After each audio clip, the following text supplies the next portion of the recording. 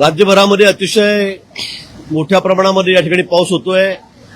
अनेक ठिकाणी रस्ते बंद झालेले आहेत, रेल्वे मार्ग बंद झालेले आहेत। पुणे मुंबई रेल्वे मार्ग आहे, हा सुद्धा आता बंद झालेला आहे सकाळपासून। वाहतुकीसाठी सुद्धा हा रस्ता आता बंद ठेवण्यात आलेला आहे अनेक ठिकाणी राज्यभरामध्ये।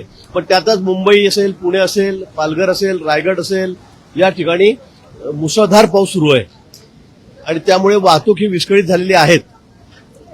आज सगळ्या शाळांना सुट्टी दिली गेलेली आहे। विशेष करून मुंबई असेल, पुणे असेल, ज्या ज्या भागामध्ये अतिवृष्टी आहे त्या भागात सगळ्या शाळा बंद ठेवण्यात आलेल्या आहे। त्या जिल्हाधिकाऱ्यांनी, जिल्हा प्रशासनाने तशा सूचना त्या ठिकाणी दिलेल्या आहेत।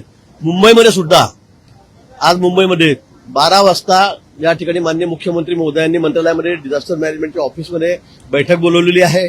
त्या बैठकीमध्ये त्या ठिकाणी चर्चा होऊन पुढचे निर्णय घेतले जातील। पण आज मुंबईमध्ये मी सगळ्यांना विनंती करणार आहे, कोणी पर्यटन करू नका, बाहेर पडू नका, अजिबात पडू नका।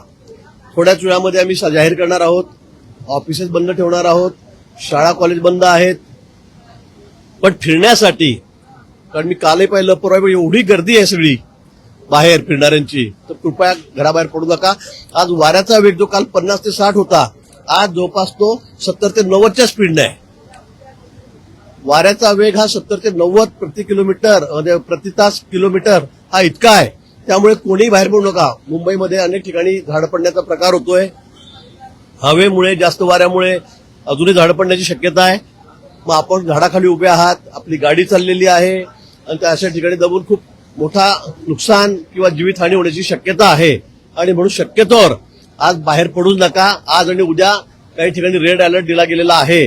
त्यामुळे आमची सर्वांना विनंती आहे की कुणीही विनाकारण कुणीही बाहेर पडू नका।